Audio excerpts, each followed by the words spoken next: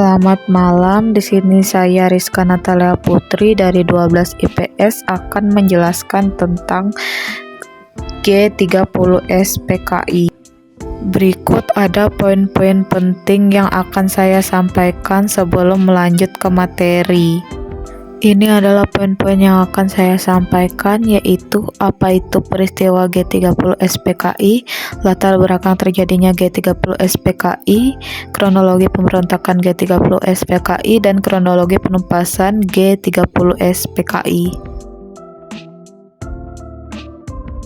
Apa itu peristiwa G30S PKI? Peristiwa G30S PKI adalah sebuah aksi kudeta yang terjadi pada 30 September hingga 1 Oktober 1965.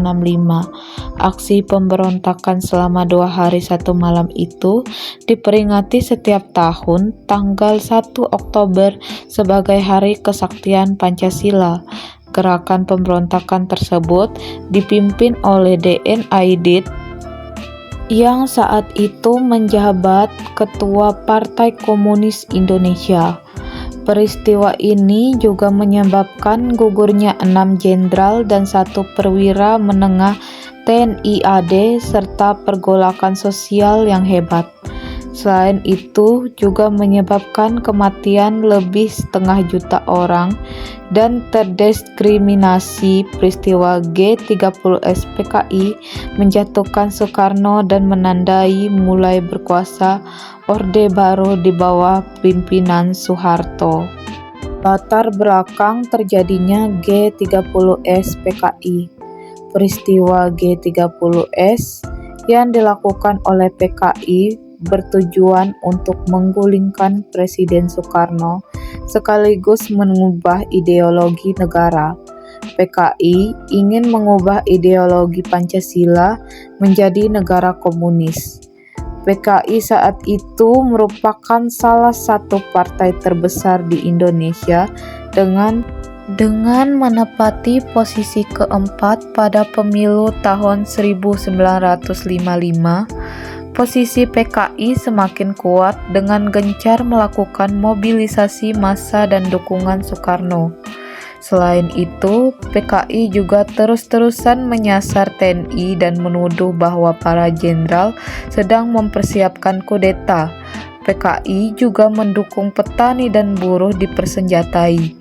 Situasi semakin memanas ketika Soekarno tiba-tiba jatuh sakit dan tim dokter dari PKI mengatakan hidupnya tidak akan lama lagi. Saat itulah PKI memulai pergerakan untuk melakukan kudeta. Kronologi pemberontakan G30S PKI. Peristiwa G30S PKI terjadi mulai malam hingga dini hari, tepatnya pada 30 September malam hingga memasuki tanggal 1 Oktober 1965 dini hari. Pergerakan dimulai dengan menculik para perwira tinggi TNI AD, Letkol Untung yang bergerak menculik serta membunuh pimpinan TNI Angkatan Darat. 3 dari 7 orang perwira langsung dibunuh di kediamannya, sedangkan 4 lainnya diculik dan dibawa menuju Lubang Buaya, Jakarta. Berikut foto-foto korban dari pemberontakan G30S PKI. Ada Letnan Jenderal Ahmad Yani, Mayor Jenderal Suproto, Brigadir Jenderal D.I. Panjaitan, Mayor Jenderal M.T. Haryono, Mayor Jenderal S. Parman, Brigadir Jenderal Sutoyo Susiswo Miharjo, Letu Pierre Andrea, dan Jenderal A.H. Nasution. Masih di kronologi pemberontakan, di mana Jenderal A.H. Nasution juga menjadi target penculikan, namun berhasil lolos. Sayangnya anak perempuannya menjadi korban dan tertembak. Selain itu, ajudannya Letnan 1 Pierre Andreas Tendean ikut diculik dan dibunuh PKI di Lubang Buaya.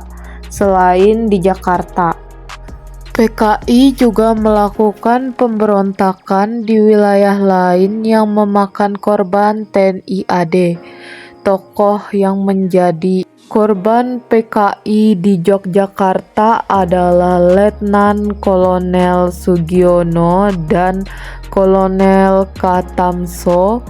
Setelah berhasil membunuh para jenderal TNI AD, Letkol Untung mengumumkan pembentukan Dewan Revolusi melalui RRI di pagi harinya.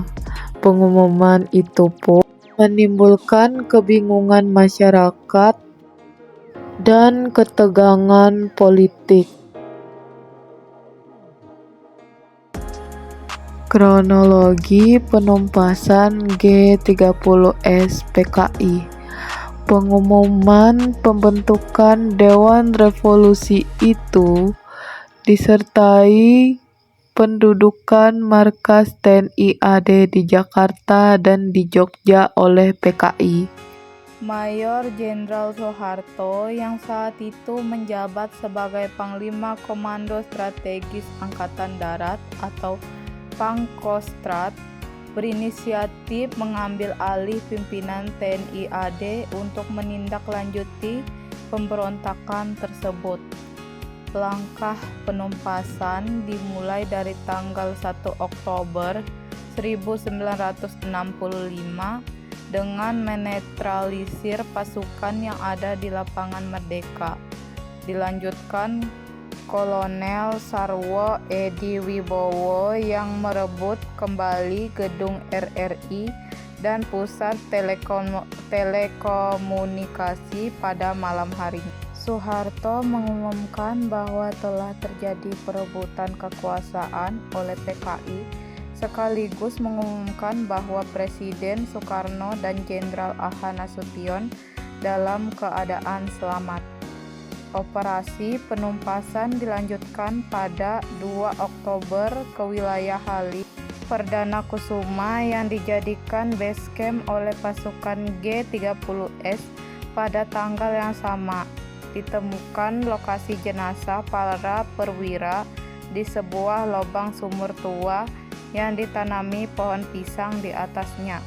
Pengangkatan jenazah dilakukan pada 4 Oktober dan dimakamkan keesokan harinya di Taman Makam Pahlawan Kalibata, Jakarta. Para perwira yang gugur ini diberi penghargaan sebagai pahlawan revolusi, termasuk Pierre Tendean.